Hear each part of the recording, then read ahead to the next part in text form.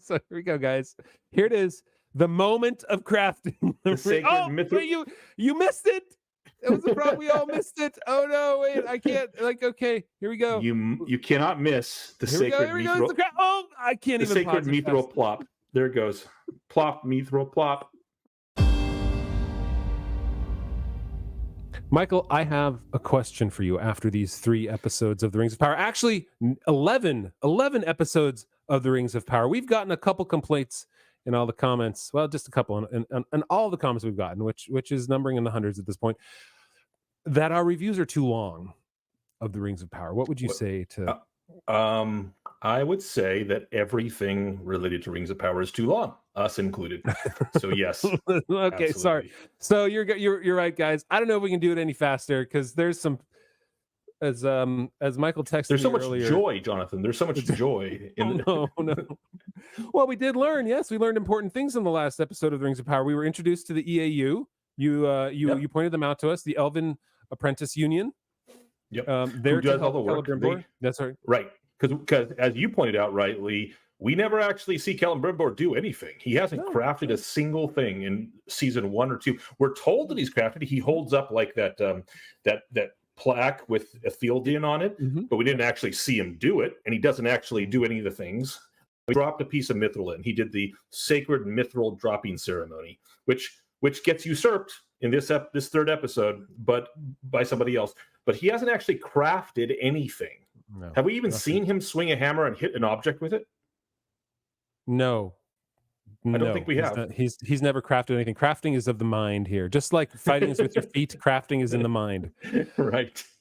And the wrinkles, apparently. Yes, and we were introduced to the dwarves, and their big problem apparently is they lack the food. It's not that, I believe they write that they did a lot of trading, and that's really where Tolkien said they got their food and everything like that. Mm-hmm. All their sustenance was not from within the mountain, because that would be pretty stupid. Yep. But the greatest delvers in all of Middle Earth can't clear some shafts and can't make their own food and have forgotten how to trade, apparently. Yeah. So the one thing we didn't get at all in the last episode, we're actually going to start with in this episode. And that would be Mordor. We have about 2 minutes of Mordor. And why do we have these 2 minutes of Mordor? Right here. So in this scene, the orcs that are twisted men, that Tolkien does say that they reproduce in the manner of humans, in the manner of the children of Ilúvatar. We do find, however, that they are family units. Right there, man. Look at that. He does not want... Here we go. Should I have this little clip right here? Go for it. No audio right now. So my audio is not working. But so this guy essentially says, "Master Adar, why must we fight? Can we not have peace now that Sauron is gone?" And he says, "There will be no peace until we can be certain Sauron is gone." And then this dude turns around. He turns around into the single worst shot possibly. I don't know. The Harfoots are really there to take the cake in a lot of it, but this might be the most incredible one. I mean, this is foul. This is just foul. It's ridiculous that this is what they think is. So the orcs touching domestic scene here with an orc and his orc child and orc wife. Look at that. Nuzzling each other. Yeah. It's so gross and so awful. And it's supposed to elicit sympathy from us. We're supposed to believe that orcs care about peace. That's what we're supposed to believe. That they just want. I mean, they now have the motivations of hobbits, according to the Rings of Power, because they just want this to be left alone and live their lives in peace with their families, and that's what really motivates orcs. And that's an obviously unbelievable departure. Let's take a look at exactly what the Rings of Power showrunners said about this here. So this is J.D. Payne actually said this in an interview with Deadline. He said, you read the books and you get these blips of moments where orcs are kind of on their own, and they're saying, hey, what if one day there could be a place just for us? We could have our own little land, or our own little cottage by the sea, so to speak, where they have dreams, where they have aspirations. They just don't want to be mindless killing machines. We try to take that a step further and continue to individuate them and dramatize what their desires and ambitions might be. The orc ambitions to have a cottage by the sea. This is what these guys think. I have, like, who ever read anything at all that J.R. Tolkien ever said and said that orcs want a cottage by the sea? Nobody. I mean, this is so this is the classic. There's a term for it that escapes me. I'll have to look it up. But it's where what you do is you read a great work of literature, and then giving a couple of lines that where something unusual is happening, or a character saying something particular. You take and interpret that line to be as to fit your own desires and worldview. You project yourself onto the text, and you say, this is the real meaning. It's one thing to project yourself onto a great text and just say, this is what inspired me, or these were the thoughts that I had when I read these lines of dialogue. Yeah. This is what this line of Shakespeare means to me. But it's a totally different thing to take that a line and say, this is what Tolkien was really intending. And anyone, and I have no doubt that what he's talking about is the conversation between the orcs in the Tower of Cirith Ungol, where they talk about basically how they're living in fear and or maybe it's underneath Cirith Ungol, the tunnels. But anyway, where they're living in fear of the Nazgul and Sauron, and they're talking to each other about going out on their own. But the question, of course, would be, if you have that passage, and you ask yourself, what does that mean for an orc? There are so many things that could mean, which would also fit what orcs are, what they've done is thrown it out the window and say, let's literally port onto the orcs what hobbits want.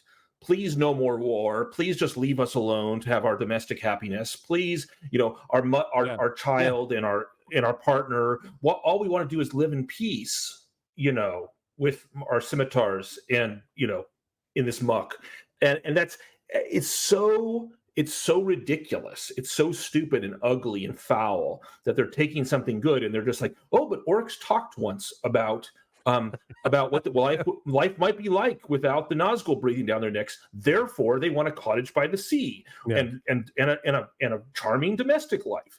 I mean, shut the. Yeah, I hate this. They only write what they cannot. So they cannot see evil, right? Evil is not. They don't believe it's actually there. In the same way that I think in this episode they don't believe there's actually such a thing as royalty, and it's something we can talk about, right? So I'm going to bring up this quote, and I'm going to say thank you to the little platoon who you probably know from YouTube, who pointed out this letter from J.R. Tolkien to W.H. Auden, where he talks about the orcs, because W.H. Auden wasn't too. He was asking him why orcs are so bad, like why would you have such an irredeemable race? And this is what Tolkien wrote. It will there be seen that the wills of orcs and balrogs are part of Melkor's power dispersed. Their spirit, remember, orcs, their spirit is one of hate. And what we saw here, of course, was one of love of his child and his wife. But hate is non-cooperative except under direct fear. Hence, the rebellions, mutinies, etc., when Morgoth seems far off. Orcs are beasts, and Balrogs corrupted Maiar.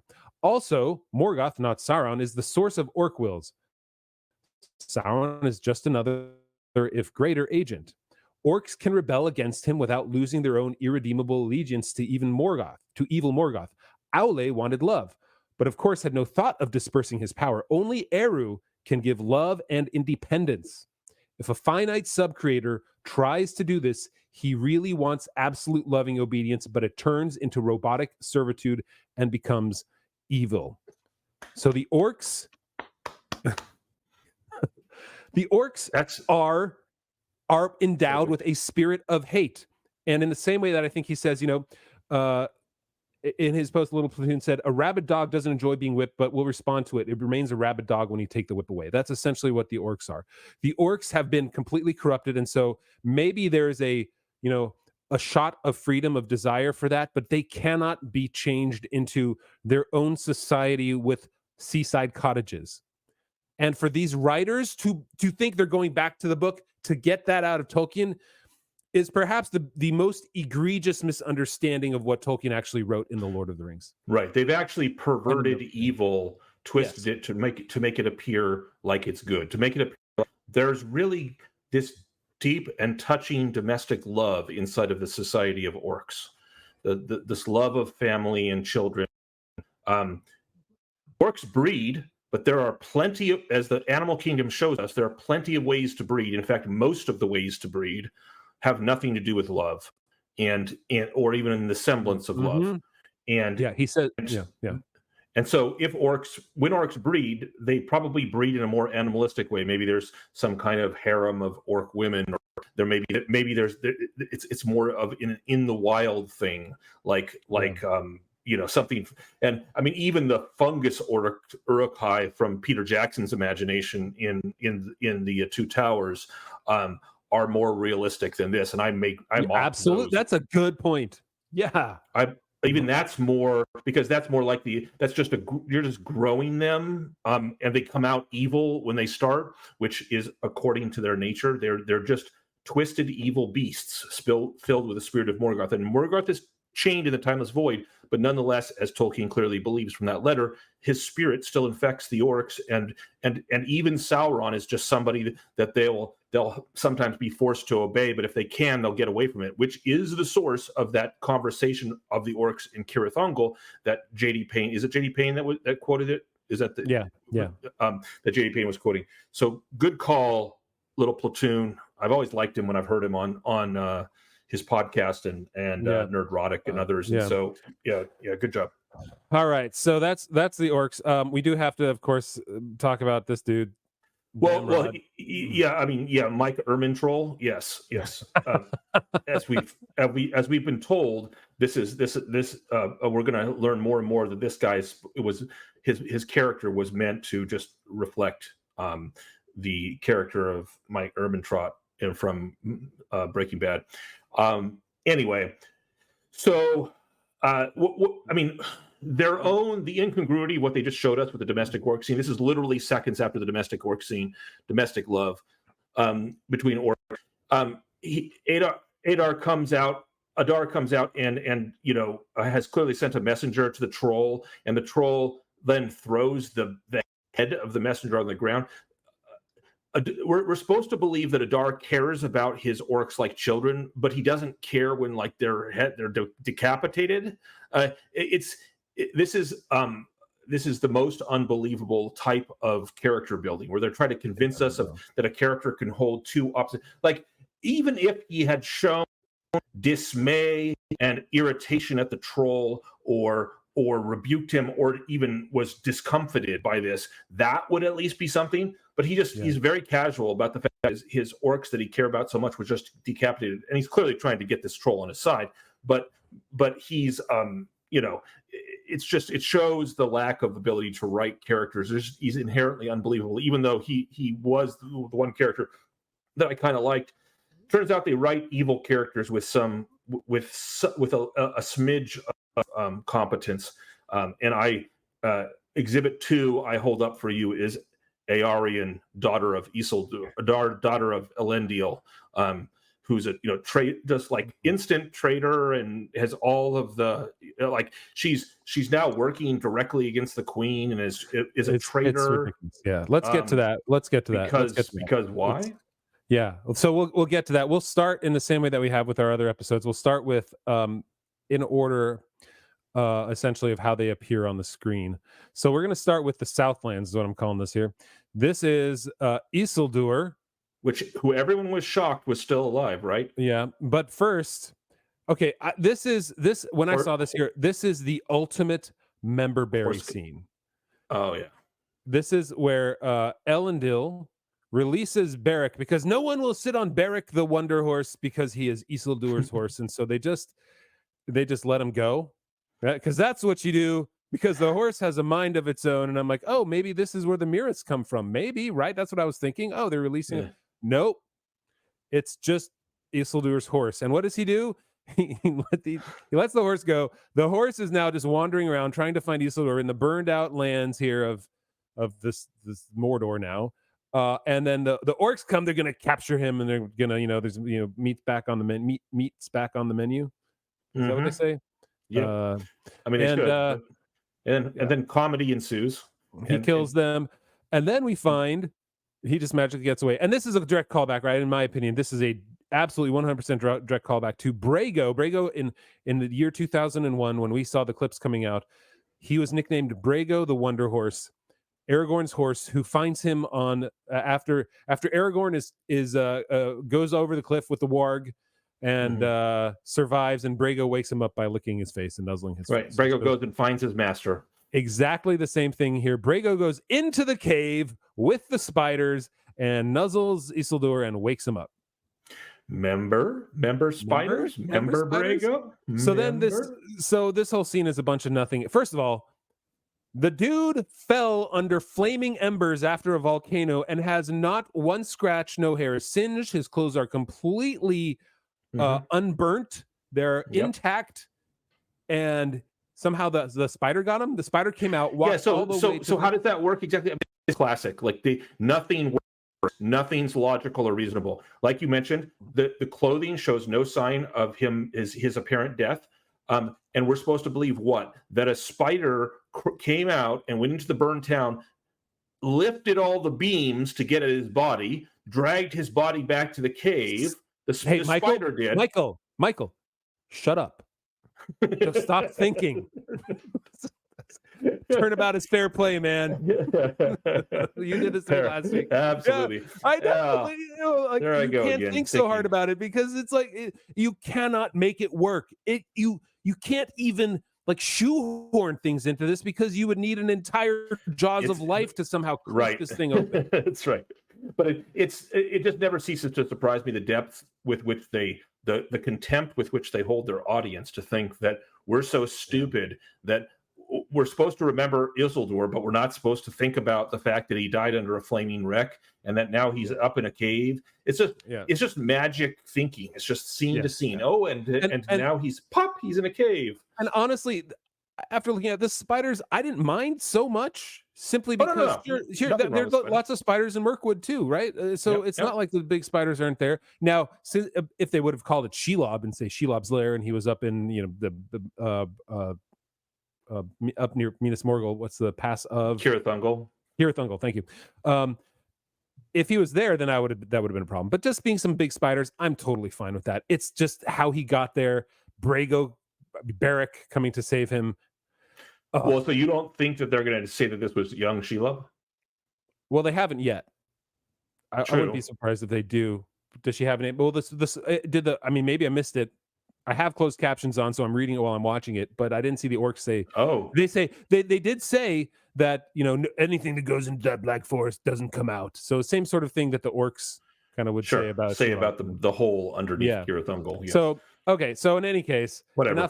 Enough about that. Sorry, we're trying. I don't know if we're gonna get this under an hour, guys. We're gonna try. You know what I liked about this scene was how the bigger spider jumps on the head of the orc that was also trapped and does this into his head, and his head explodes. Yeah, and then which is not exactly how spider bites work, but nevertheless, then Isildur, then it does the same thing. It jumps on Isildur's head, and then it just hangs around there doing nothing while he wrestles with it. Oh, he's able to move it off. Why isn't his head exploded? It's supposed to just jump and go and then your head explodes. And then he threw it off, and then it jumped back on, and it was all. Stop thinking about it, Michael. Stop. We need your brain cells for The Hobbit when we get back to that. Okay. I will say one good thing about this episode: there were no dirty little sociopaths in this episode. There were none. They were gone. It was wonderful. That part was a pleasure. Yeah, absence of pain. So Isildur and Beric move on. They essentially go through the dead marshes, or their own version of the dead marshes. The dead marshes. Remember dead people in water. Right there. Look, let's see. Oh, there's that face in the dead water. Just exactly white face. Oh my God. I mean, sure, this is how they would look anyway. But okay. It's just member berries. It's just member dead people underwater in a swamp. Member. Yeah. Okay, so he comes on some Numenorians that have been apparently waylaid. This girl is in there. She attacks him, We stabs meet him. Estrid. Yes, Estrid. Estrid.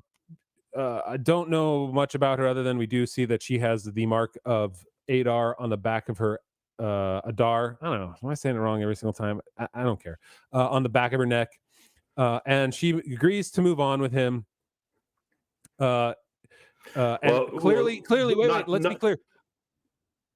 A sign of stabbing is a sign of love. That's, I think, what we learned here with the look other. When you stab the man in front, and it's typical, stupid teenage dialogue. Like she stabs him, and he says, "Oh, it doesn't hurt. I'm still your bravado." And then she bandages him. Without bandaging him, she like does one wrap, and then leaves him alone. And they're talking to each other like 13-year-olds talk to each other, because that's what I've concluded this show is. This show is the CW version of fan fiction in Middle Earth. So what I love about this one scene, there's not much to say about this scene, but she's like, "Hey, he's like, I don't know where to go." She's like, "Hey, I found this map." Yeah, that's right. She's like, "Yeah, I found this map," and I'm like, "Oh, that was pretty. It was awesome. It was just so dumbest ex machina. Same thing, like we had before. And there's gonna be more dumbest ex machinas in this as well. There's gonna be more. The eagle, dumbest ex machina. Like, how do we get Pharazôn to be the king? There's no real way to do it. Let's just, eagle. He's king. Ta-da! Sorry. Right. So there it is. She's just like, "Hey, I found this map." She literally pulls out like the map the kids drew. I mean, well, actually, it looks like it's been printed. You're right. It's like, nobody's there's no smudges. It's been folded nicely. She found it, I don't know, like she was rummaging through the wagons, I guess. And the one thing she decided to pull close was like, "Hey, here's this map. Not food, not a weapon." Yeah, the map, this paper that I don't know what it means, but do you need it? Anyway, okay. So they use this map, this incredible map, in order to continue to Pelargir. He's like, "Of course, the old Numenorian settlements on the coast." And as they go, they come upon some guy sitting on the edge, just randomly sitting in a road by himself. And my favorite line here, he said Isildur asked him something like, "Can you walk, or can you travel?" And he looks at him and he goes, "Does it look like I can?" And I was looking at him going, "Yeah, it kind of does, actually. There's no wounds on you." It's like, why? You're not bleeding. You're just kind of relaxing. You're reclining. No broken bones, no blood, no obvious wounds. So yeah, it does kind of look like you can. I don't understand how, Jerry, the key grip there, wasn't going like, "Hey, assistant director, can you pass it on? This doesn't make sense. Can we change the line from can you move to you're not safe here?" And then he's like, or even have him like pretend holding his arm like it's broken, or his leg like it's broken, when it's not really, like something. It's so dumb. Everything is dumb. Okay. So then right away the expected unexpected happens, and he's not really some guy just hanging out in the middle of the road. He is, bam, yeah, that's right. He's a wild man who's under the influence of Adar. So he comes in, and all the guys in their wagon. So remember, in order to do this, Michael, I'm sorry, I'm thinking again, but what has to happen is these guys are sitting. This isn't going to end well. This whole thinking thing, just so you know. They're all just waiting on this random road to Pelargir in order to ambush people. It just seems really like, oh yeah, so they're going to get the one or two guys. Instead of maybe going near Pelargir where people actually are, because they're still like a good 6-7 miles. It looks like, at least way up a hill, down a mountain. And I'm just like, so their whole job. Also, they have to hide themselves. Like, what are they doing? Are they literally like sitting here all day? So. That's and then job. until someone shows up, like, that's right. Yeah. All right. Okay. So they're taken captive, and then we have the new Arendir, as Michael is fond of saying, Lord of Physics, come in and destroy them all. He's magic. He's miraculous. That's our favorite scene, where he actually doesn't kill somebody by zapping them. It just kind of misses. So anyway, so he kills everybody, and then he's all upset and angry and says he has to go to Pelargir. And we find out that the reason that he has to go is that, wonder upon wonders, Bronwyn did not survive some disease. Bronwyn is one of the smart. All right, she's gone. That's it. Smart ones, just like the first Adar. They're like, the actors are like, nope, we're out. She's gone. So they just what was great was like the whole episode of the last season. What we had all these shots of her be, recovering, or maybe it's the second to last episode, but recovering, and she's introducing her people to the Lord of the South, Halbro. Mm-hmm. I mean, she's part of the story, and she's been healed, or she's on the mend. And then we had this painful line from Arondir, or as the internet likes to call him, Don Lemonless, where he's like, "Yeah, orc arrows, they're rough on humans." Okay. I guess the best he could come up with. It's such an elegant way to off her. Okay, so she's burned up. Theo's not happy. Theo comes in. He takes the flames from Arondir, and lights up his mom. And she's gone. And he puts his hand on his shoulder, and Theo doesn't like it and walks away. Okay, so a little bit later, we get into Issel. There it is. So they're together, and Arondir is trying to apparently console and give encouragement to Theo. And the one line, I guess maybe there are two lines that stood out for me, but he said, "So few who have slept in the fire have made it this far." I'm like, wait, what? So what? So few who have slept in the fire have made it this far. Does that mean the ones that you were blasted by the volcano? Is that what he means? But what does that mean? Yes. Slept in the fire? It was such an awkward statement. It just stuck out. It's what they do.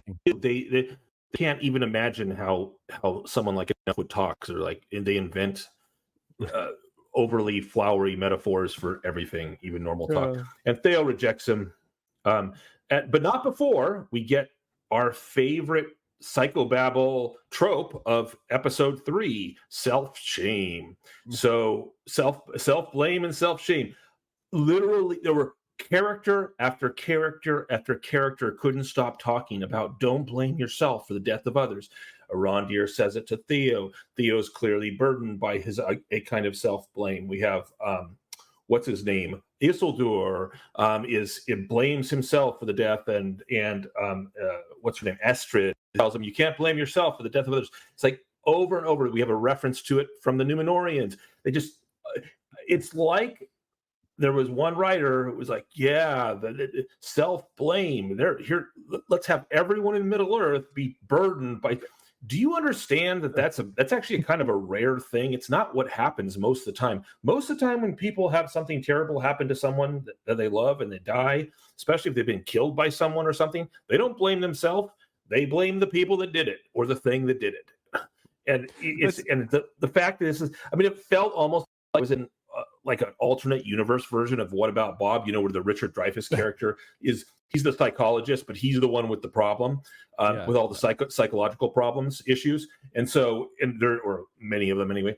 And so everyone here is trying to play pop psychologist, and it gets so obvious. I just love that Arondir's self-blame is about the entire land of Beleriand falling into the sea. That was his self-blame. Somehow he was responsible for the entire subduction of a part of a continent into the ocean. Is that right? Yeah, he literally said, "I didn't blame Morgoth." No. Like what? Well, if that isn't proof, aside from all the other obvious attributes that you aren't an elf, then that, like, no, actually, no elf blamed themselves for the depredations of Morgoth. Literally, Lucifer in Middle Earth. Nobody blamed themselves. They blamed Morgoth. And some of them blamed the sons of Fëanor. But that's it. Yeah. And both of those could be made arguments for, but you can't blame Don Lemonless. That's just, it's not in the cards, people. Not believable. I don't believe you, Don Lemonless. I don't believe you. You did not blame yourself. So through this conversation, Theo gets all petulant teenager and says, "You're not my father. I'm never talking to you ever again. You're not my real dad." And then he talks to him again. Yep, exactly. Because he sees Astrid and Isildur bond over their lost parentage, I guess. That's what happens. So when he's all well, he doesn't talk to him here. He will talk to them again. But so they come together, and he says, "Do you want to find the orcs that did this or the wildmen that did this?" He's like, "Meet me at the clock tower at midnight before the lightning strikes. No. He says meet him. I don't remember where, but he says meet him. And how does he know where to meet them? I don't know. He just knows where to go. Apparently, where the Wildmen are. That's it. And his big plan is to give himself up to the Wildmen and let Isildur get his horse. So I like how good plan. we're shown here that Estrid has the mark of Adar on her, which she's going to burn off with a knife, either because she doesn't want to have anything to do with it anymore, or because she's trying to hide the fact that she's an agent. But either way, she like burns the mark off when they're like 15 feet away. They could have turned around and seen it. And she didn't wait for them she's like, they start walking away, and she's like heating up the knife and burning off it. So that's right. And it's one of those moments where Isildur blames himself for his mom trying to save him in a riptide, and she drowns instead. Right. Isildur blames himself. Estrid blames herself. Don Lemonless blames himself. Theo blames himself. Everyone blames himself for the death. Muriel blames herself. Yeah. Muriel blames herself. So Theo knows exactly where the Wildmen are. They go to the Wildmen. Isildur gets his horse back, but not before. Well, so I don't get the plan. Obviously, the writers didn't get the plan either, which was allow Theo to be taken by the Wildmen, I guess, and then I don't know. It makes no sense. Like, so Theo runs into an ant, of course. You know, as soon as I started watching this scene, my kid who was watching it with me. Hold on, you said an ant. I meant not Bronwyn's sister. You mean the ENT version of that, an ant wife to be particular. Which we haven't been shown yet, but we knew from the trailer there was going to be an ant wife. But as soon as, I mean, it's for obvious foreshadowing, because the guy with the axe chopping the tree down is the first to get offed, the Wildmen, and so it's like, yeah, the tree is obviously going to be part of this scene. Yeah. So anyhow, but apparently, Theo's part of swept right up, right? Member ants carrying small people. Member. There it is. Okay. I don't even understand this scene. Like you said, not only is the plan unclear, but I mean, I suppose they might tell us, but who are the people that come in attacking them and with torches and stuff? Like, who is that? I think those are their torches being. The Wildmen have the torches, and they're all being taken by the ants. No, but one of them gets killed by an axe. Like, an axe comes flying in and kills him. I assumed that was Isildur, but I could be wrong. I don't care, Michael. We weren't showing that. Isildur was leading the horse away. It was Brego, the Wonder Horse. He can throw axes too. You mean Beric? Beric. Brego's great, etc. Great grandsire. Yes. All right, that's the end of the Southland. So let's move on into the story of Numenor, where they are at the wake, I guess, of the king, or they're at the viewing of the king of Numenor, who passed away while they were in the Southlands. There he is, right there. Mm-hmm. And one of the things I learned, like you learned, that everybody here has problems blaming themselves for the deaths of those they love. Also, we learned through this entire show that no one respects royalty anywhere. Because in this scene, let's see, did I go too far? I got to find the right spot here. In this scene, some woman is angry at Muriel, and literally they just let her walk up to her and, there it is, clock her in the face. Right, and nothing happens to her. Nothing happens. Like Elendil stands there like, too bad. Like, she doesn't have any guards. There's nobody around. Well, the guards move towards her, but then they don't do anything. Like, the very least that would happen, even if Muriel told them to stop, which she did, would be that they would actually grab her. Elendil grabs her right there, but they would pin her down, and like Elendil's like grabbing her like to protect her or something. They would shuffle her off and move her over, and then she would talk to her later while she's in prison and in chains, and they would have some sort of actual or they would just kill her, or they just kill her. Yeah. But it's just everything about this is community theater. One of the things I was struck by, and that especially I'll bring this up in the pseudo coronation scene, but self-hate, and speaking of that lack of respect, then the next scene after this from Numenor is Muriel in her private chambers, and Pharazôn just walks in. Yeah, right. Like, what? He doesn't have a right to walk in on the queen in her bedchamber. The heck is that? Or her private quarters? That's like, and then he's like asking her which dress she wants. What? It's so gay. And so right? Gay. She's like, I'm going to take the white one, and she's blind, and she trusts him to give her the one color that she wants. He gave her the red one.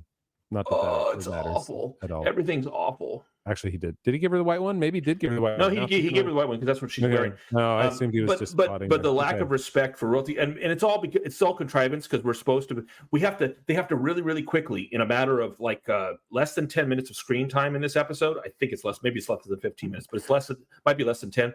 They have to show us Pharazôn coming up with the plot to usurp the throne, and then usurping the throne in like 10 minutes of shots. That's a good point. The most painful series of contrivances. So they have to show us that Pharazôn doesn't care if Muriel's disrespected. Then they have to show us that Pharazôn's going to walk into her chambers and start basically manhandling her and telling her what he thinks she should be wearing and what she should be doing, which is she would never let happen, and it would be utterly inappropriate. And then we see him openly plotting treason in a crowded bar. And then the daughter of Elendil magically turns into a traitor. She's like Dr. Jekyll or whatever. Yeah, Dr. Jekyll and Miss Hyde. And she turns into a traitor, and she's going to overthrow the queen. And then we have the contrived scene of the coronation where presto changeo, eagle lands, who decides not to say anything because eagles can talk. Remember, people, if you want to really do your member berries, eagles can talk. Eagle says nothing, and presto changeo. Pharazôn raises a sword, and he's king. Ta-da! Everyone cheers. Yay! Right. That's how you get a king in Numenor. 10 minutes of contrivance, and that's presto changeo. I just love how, like, you talked about how fast they have to establish the usurpation, and it's literally at a bar in the wide open where they're talking about usurping the throne, and literally one of her soldiers comes up to them like he's been listening, and Elendil, yeah, and confronts Muriel, or confronts Aarion, the daughter of Elendil. No, he doesn't confront Aarion. He confronts what Aarion's hanger-on, the guy that likes Aarion. Oh, you're right. Yeah, the son of Pharazôn. Yes. Yes, you're right. And so, I don't remember who is in a sense royalty at this point too, right? Yep. Cousin of the Queen region, and in Tolkien's world, he was the royalty. So yes. Again, another point, like, and he goes there and he essentially verbally insults him multiple times, and then threatens him. A common soldier threat. And why does nothing happen, Jonathan? They've given us a kind of reason. I mean, it's a reason from like the movie Mean Girls. It's that kind of reason. Because that's what this is. This is like a cafeteria scene from Mean Girls, and I mean it's got overtones of trying to be something bigger. But Elendil comes up and he, Pharazôn's son says unnice things about the queen, and so Elendil comes up and catches him and threatens him, like and everyone's going to get ooh, he's threatening you. Are you threatening me? And the reason he gives is because I watched people die, and so next time you say anything, I'm gonna. But so what? If this was real royalty and or nobility, I should say, not royalty. If this was real nobility, then a common soldier would be thrown out on his ear at the least for threatening bodily harm to a nobleman. And so, I mean, that is treasonous. Ultimately, that is treasonous. Well, yeah, I mean, and you can argue that they were plotting against the queen, and so. Maybe it's not treasonous, but true. But in the sense, like that's the way that they would take it, and they could essentially, like, you wouldn't. The second in command, essentially, of Numenor would not be there by himself in some random bar, which they literally say they're in the for lack of a better term, the ass end of Numenor, having a beer and some random crackers, and they're just there chatting about usurping the throne. Just anybody can overhear it. It's not like they're even like whispering in quiet. No, they're in not the even back whispering. room. They're just They're not talking in out some loud. corner. Nope, they're just here. People are walking by. Nobody would notice that it's him or that it's the daughter of essentially the protector of Muriel. No, nobody would notice. They're just out there talking. I mean, one of the things that kept coming up to me was the truly unfavorable comparison between the Game of Thrones House of the Dragon series and this one, where in Game of Thrones House of the Dragon, whenever there's machinations between the houses and people are maneuvering to take the throne, they go about it in a really believable way, where there's true plotting and everything. There's secret and backstabbing, but people talk to each other. They have that level of respect that in any caste system with nobility there would have been. This has none of that. And then this takes us to the final scene that we see here, which is the coronation scene. It was supposed to be Muriel being recognized and crowned queen, taking the scepter to be recognized as queen of her people, which, by the way, wouldn't have happened. As we know from Tolkien, there was no Tar Muriel because they wouldn't have. She wouldn't have been the queen in the first place, right? Mm-hmm. Or am I off on that? Does she? No. She was the. Let's get this right. By the law of succession established, this is coming from Tolkien Gateway, which is a great resource if you've ever need to find something out about the Lord of the Rings. By the law of succession established by Tar Adarian, she should have become the fourth ruling queen of Númenor. However, after her father's death, Muriel's cousin Pharazôn took her unwillingly as his wife and seized the scepter of Númenor for himself, taking the title Ar-Pharazôn of the Golden. He changed Muriel's name to Ar-Zimrafel. But she was never in command. She had she was never the queen. Okay, so I have to correct myself then. So she would have been the queen, but he seizes his power. So how do they do it here? So look at this. This is a perfect scene to stop on. In episode 9 of House of the Dragon, the season 1, there's a scene where Aegon is going to be, he's kind of a young, unwilling king or unsure of himself. And he enters a throne room like this for a ceremony similar to this, with a crowd that's going to where he's going to be recognized as king by taking up a sword, like she's going to take up a scepter. And when I saw this scene, I thought, they're going for something like it, which I'm not going to blame them for that, because it's a scene where she's supposed to be claiming the queenship, but everything about it is petty. The outfits are cheap. They look like community theater, as we pointed out. The crowd is tiny. This is the most expensive show ever made in television history, and everything about it looks low budget and cheap. And I compare it to the scene of Aegon from House of the Dragon, and it just looks epic. The hall is massive, the crowd is massive, and it's all the royalty coming to see them. Here, you've got Bob the pig slop feed artist guy who over here, like, there's nobody of consequence in this scene. Maybe this woman in white over here, you have Elendil, but the rest of them don't look like they really belong in a coronation ceremony. No, they're just random DEI NPCs that they threw together for the scene, like every scene of a crowd. But it's the smallness of it that gets to me, and it's just cheap. And the subject material shouldn't be small. This was Númenor. I mean, you're talking about Númenor supposedly at its height. I mean, I know they've conflated time so much. They have Númenor at the beginning plus Númenor, over 1,000 years later when Pharazôn takes power. But Númenor at its height, and all they can get out of it is a crowd of like 60 people at the most. They don't even use CGI effectively to do anything. And then of course this scene ends. Sorry, I can't. Yeah, go ahead. No. Middle of the scene.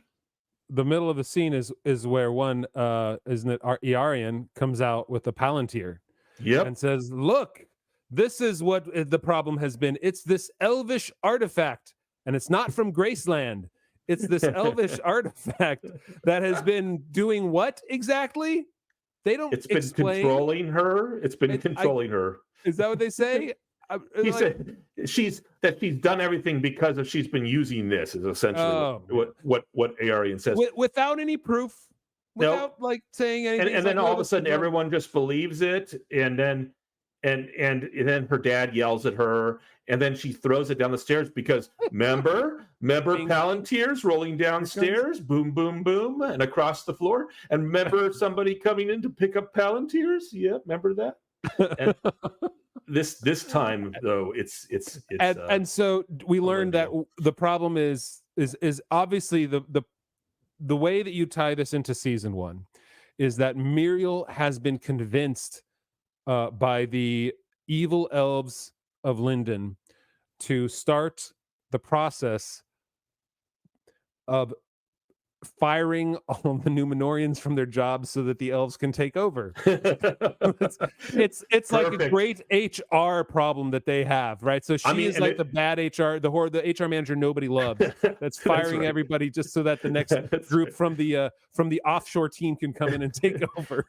Oh, no. And Jonathan, if you were a member of the offshore team, if you were part of the Elven Apprentice Union, the EAU, wouldn't you also be incensed by their disrespect of your elven artifact and want to come over and take? You would also want to come take their gerbs. Yeah, that's right. Absolutely. And so these guys, everybody's like, of course, and then they just start shouting, and I don't remember what he says because it's worthless, but they all start shouting, "Our Pharazôn, Pharazôn, Pharazôn." Well, two things to point out. First of all, we're supposed to believe that now Palantirs can blow people across rooms. No. I did that. I totally. By the way, I'm going to point out to our listeners that the one person in the room, the single person in this room who could have used a Palantir besides Muriel would have been Elendil. He will later on use Palantirs because he becomes the High King in Middle Earth. Now, maybe you would say, "Oh, he's not High King now, so he couldn't. The Palantir didn't belong to him." But even if it doesn't belong to you, did Pippin get blown across the water when he picked up a Palantir in Isengard? This is just their love of flashy contrivances. Like, it's going to blow him up. Boom! It blows him across the room. I must have been taking what Palantirs do. I'm sure I was taking a puff off my cigar when that happened. Yeah, you probably missed it. So then the final indignity comes. An eagle arrives, which we've been told in a side note previously by Pharazôn or by Muriel, I can't remember whom, that eagles rarely show when coronations happen, but apparently they do sometimes because it's a rare event, not a never seen before event, and they reference it. So. And I don't remember that from any of Tolkien's writings. So that's probably invention, but maybe there is. Maybe it's somewhere. But anyway, the eagle comes, and Muriel can't tell that the eagle's there. Here's the crazy thing: like, they're playing up Muriel's blindness, right? So she has to at one point say what's happening, and have a scene explained to her by Elendil at her father's funeral, and then say what's happening in this dramatic scene. But the eagle comes in screeching, giving eagle calls, and everyone knows what it is, and people even say the eagle, and she lifts her head up and gets a smile on her face, so she clearly knows there's an eagle there, and it lands, and it's calling out, and she says nothing. She just stands there and says nothing, does nothing, and so on in what I've now come to regard as the greatest principle of ownership among the Rings of Power staff is whoever gets there first wins. So remember how in the previous episode, the elven rings were dropped by Gil-galad, and like one of the elven ring Nenya bounces down the stairs. It's like, and we've just been spending all this screen time talking about how Gil-galad, no one should trust Galadriel, and she screwed up, and he doesn't even know why he keeps her around and doesn't keep her in chains. But the ring bounces to her. She's like, well, I guess it's hers. Because she gets it now.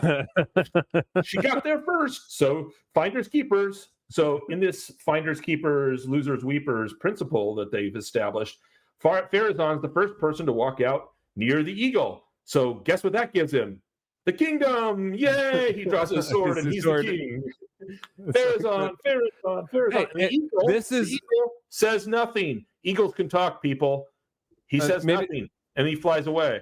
The eagle's like, wait, no, that's not what I meant. You guys aren't worth it. See you later. That's pretty much what happens there. Yeah, I mean, you got to say this is the most efficient way to overthrow a kingdom. Like they did a really good job of showing how fast it can be done. How to overthrow a kingdom in 8 minutes. 8 minutes of screen time, and the kingdom is yours. Ta-da! Oh gosh. Let's see. I can tell you exactly how long they took doing it. So the entire first scene with Numenor was about 9 minutes long. The second scene of Numenor was another 5 minutes. So 14 minutes, Michael. 14 to 15 minutes is about how long it took them to overthrow. Yeah, it's probably more. It's probably a little less than 20. I don't know if you did you count the one where he's in her bedchamber telling her what dress to wear? Yeah. Okay. Yeah, all that. All right. I guess. So maybe. All right. How to claim a kingdom in less than 15 minutes? Okay. So Farazan's king now. Yep. Good job. So last scene sequence is we're combining it, Eregion and Khazad-dûm, because Durin and Disa have to go and visit Celebrimbor, as the end of the last episode showed us. They were invited to go and witness this great new power that's been bestowed on them that can help the dwarves. Does Celebrimbor know? Like, okay? Let me ask, because this is the one thing going through the storyline: is the help that they need to open up their busted light shafts? Is that the help? What's the help? Am I missing something? The help is that they can't hear the mountain anymore. It's the esoteric evil creeping through Khazad-dûm. That wasn't made clear at all. It wasn't made clear. This is what you have to do, Jonathan. I mean, there's so much connective tissue that they fail at attaching properly. But they make some vague reference to your connection with the mountain. So that's the only thing I can think of. And then I have to say, from this scene, like, Halbro is supposed to be this master deceiver, and he's kind of a dick. And it's like, where's my beep button, man? Well, and he's like, no one would believe him. He's like, this is Elrond's friend, and Elrond's friend Durin the Fourth. They're supposed to be convincing him, and he's like, Elrond's friend's like, I've never heard of you. Durin the Fourth says, I've never heard of you. Who are you? He's like, I'm a friend, and Elrond never mentioned you. And well, that's because the reasons I'm not going to tell you. And it's like, how can you act more suspicious? Like, you're supposed to be this grand deceiver, and he comes off as this. I mean, it's just so stupid. It's so stupid. A 6-year-old would be suspicious of Anatar in this scene. I do want to point out that in this scene, this is what I noticed when I watched it last night. In this scene, we get our full shot of the Elven Union at work. There's the EAU. Full DEI EAU. You can see they're crafting with these cool channels that go into little puddly buckets of intense power, I guess. And there are 7 of them. But again, we have to point out, not a single bit of work being done by Celebrimbor, the master smith of Eregion. He's there. He hasn't done a thing. He tells Anatar, no, give him a minute. He's going to be fine. So Disa and Durin, they walk outside. And Durin, I like the way the dwarves are played. I like even Disa. Probably the best characters in the show. Probably, despite and they're truly hemmed in by the writing, right? The characters I think would have made great dwarves in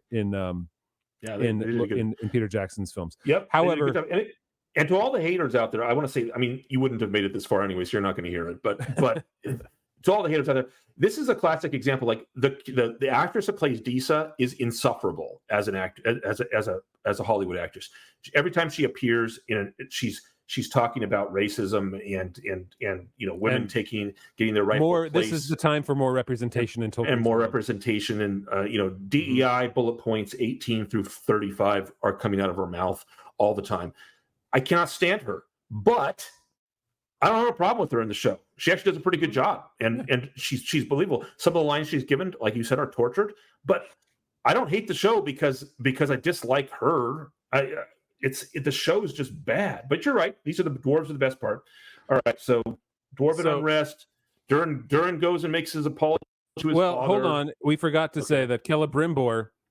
So Sauron tells Celebrimbor that Gil-galad distrusts the dwarves, or Halbrand, Anatar, and that they don't deserve the power. That's the big issue that Celebrimbor is going to have with them. So Celebrimbor, Celebrimbor lies. He sends a letter to lie to Gil-galad and tell him, no, we're shutting down our one furnace over there. We're not going to be making any more rings. and it's just like that's the bold-faced lie. That's the deception right there. This is how the deception comes to fruition. That's all that Anatar has to do. He almost does nothing to Gil-galad in order, or to Celebrimbor in order to get him to write. Yeah, it's all Celebrimbor's choice. In fact, Celebrimbor is shown as correcting him at the end of the conversation with the dwarves because Anatar doesn't want them to leave. He wants them to make a decision right now, and Celebrimbor says, you got to let him go, and he quotes a dwarf, some dumb dwarf saying that Rings of Power made up, but there's there's that moment afterwards when it was so true. It was so true. There's no reason for Celebrimbor to immediately switch to lying and direct disobedience to the High King. Again, Instantly. a point where royalty is not respected in the whole show. Like, I'm just going to lie to him. Like, not even right. Because there is no like in the minds of the writers, it is clear they do not understand how a society with hierarchy works. In their mind, everything's flat, and anyone, people can have more money and power probably, but they don't. There's no respect given to them. There's no like the virtue fealty is unheard of, which is counter to all of human existence. So anyway, it's 13-year-old behavior. Celebrimbor switches and immediately is just like, I'm going to lie to the king. I'm going to disobey him directly. What does he have to do with this? And what's interesting is that in the book, there's one of the versions of what happens where Celebrimbor does go off the rails and closes the city to the emissaries of Gil-galad. But it takes a long time, many years, and there's political intrigue, and he's crafting the rings, and he's at the height of his power. And this is like 1 week later, Celebrimbor is like, screw that guy. I'm going to lie to him and disobey him. And I'm best friends with Anatar now, and anything Anatar wants me to do, I'm going to do. And now I'm on the same mindset. It's like we spent one day together 3 months ago, and now forever we are bonded like true brothers in battle. And I felt for Anatar in that scene where Celebrimbor is writing the letter at the very end, where he's turned into a traitor instantly. The look on Halbro's face as he's walking around him, it's like, wow, I didn't do anything at all. This is just is this too easy? Is there a candid camera somewhere? What's going That's on? right. What's going on here? This is going to be the next plot. So the next scene is them, Disa and Durin make it all the way back to Khazad-dûm. They do a lot of traveling in this episode. I tell you, man, that afternoon stroll over to Region really makes its appearance here. I have to tell you, I let my 13-year-old watch this now, because it's just so stupid that I want to hear his unfiltered reactions, and I don't really talk during it. I just let him. I take notes and I let him listen. So he's listening to this, and he said that he hasn't heard any of our podcasts about it. He said, "Wait, how'd they get there so fast? What happened?" It's too easy. So Narvi tells everybody, guys, just sit tight. We're gonna make this happen. That's his big encouragement for the 14 dwarves that are sitting there, starving, randomly sitting. Starving. Okay, and then he goes in and does something completely different. He tells him, sit tight, I'm going to make it better. And then he goes in and is part of a plot to have Durin appear before his father unexpectedly. I don't understand that either. But he says we have to open the strategic oil reserves. The strategic grain reserves. Literally, that's what they call it. It's like the grain reserves that they have. Apparently, good thing they've got 3 months of it somewhere stored up in the dank underground. This is so stupid. This is just so stupid. They, first of all, we know they can get out. They're not trapped in Khazad-dûm because we have Disa and Durin the Fourth come out and make a trip. They can just trade for grain from the elves. They can just trade for grain from the men. Sure. This is so pathetically contrived. It's like everyone's an NPC.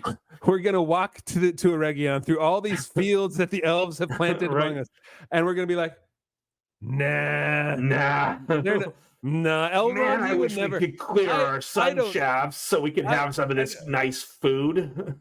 Elrond, we're not good friends. We don't trust each other at all. And when the whole point has been like they're like, what does he say?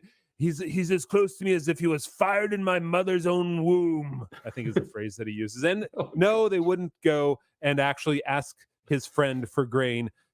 The freaking elves need their mithril. You'd think maybe there's a trade involved in that. Nope. Like, come on. Anyway, okay. There is a trade, mithril for rings of power. So he comes in, he tells them they have this this great power that they can help solve their problems, and he shouldn't have disrespected him. He says it was his fault. So this is Durin apologizing to Durin. Durin apologized to his father. I don't know what changed his mind. I guess it was going there and talking to Anatar, maybe. I don't know. They never tell us what changed his mind about. Like he's been saying he's been right the whole time.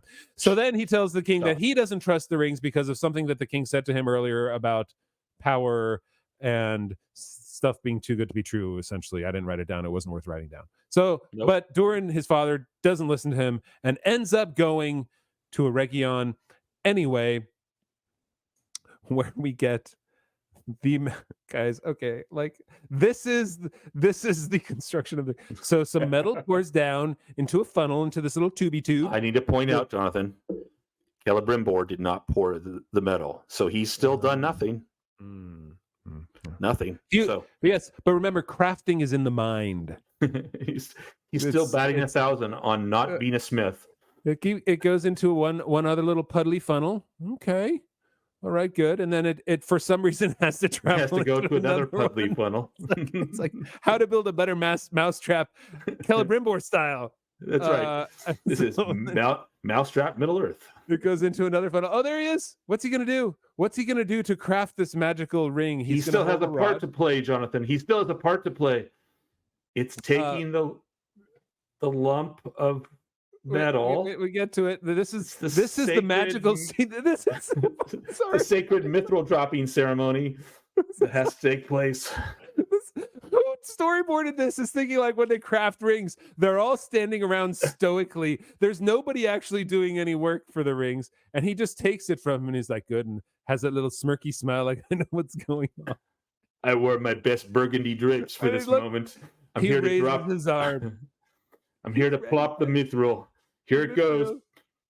Mithril plopping in 3, 2, 1. No, he has to get Anatar's echo. No, because Anatar has to infuse the mithril with his own might, and goes, pop, you hear a little boom. All right, so now his power is in it. Why doesn't he do this with other stuff? I don't know, because mithril is that cool magical power between the elves and the Balrog. Yep. As they say on pitch meeting, hey, shut up. Here we go. So here we go, guys. Here it is. The moment of crafting. The sacred mithril. Wait, you missed it. It was a problem. We all missed it. Oh no, wait, I can't. Okay, here we go. You cannot miss the sacred mithril. I can't even. The sacred mithril plop. There it goes. Plop, mithril plop. So bad. There it is. There's the crafting, and then it pours out. I don't know why. How does it all of a sudden pour out? Oh, there's a smirky smile. Hey, look, we're doing. But they smiled. Stuff. It's done. Their work here is done. Oh my gosh. This is the crafting of the rings of power. You know what? This is what happens in Pittsburgh when they create rivets for Three River Stadium, like in 1972. This is the same thing, but there's no power in that. Yet we get so bad. And there it is. So bad. I'm sorry.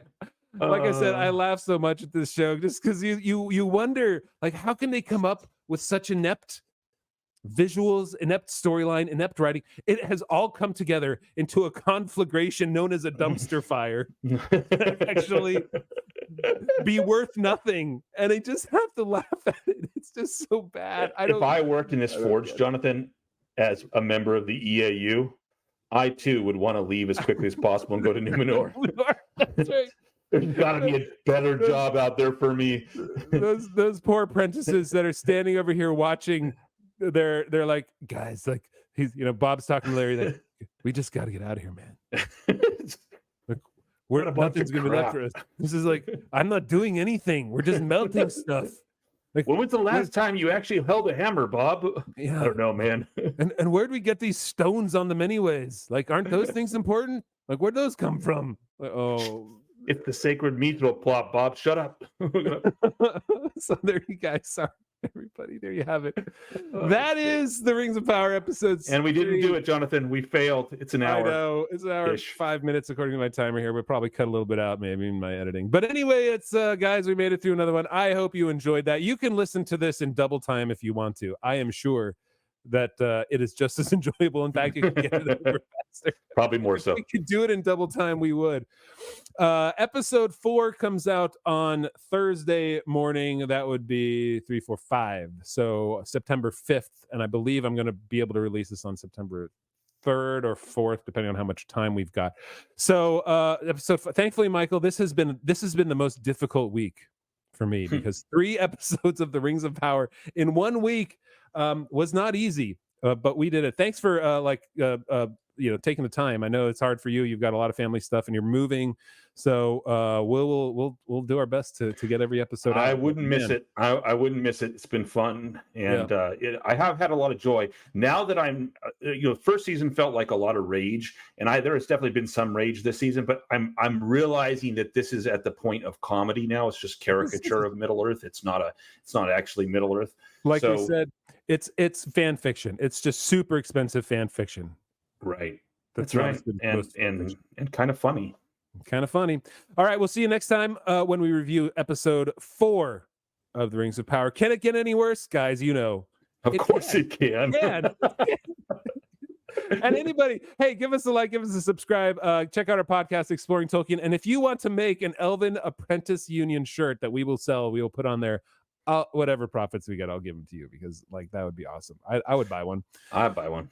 So anyway, check it out on Thursday, September. We're not gonna get it on Thursday. It's gonna be sometime over the weekend. We'll have to figure that one out. This is a lot of small talk. Sorry, everybody. See you later. Bye.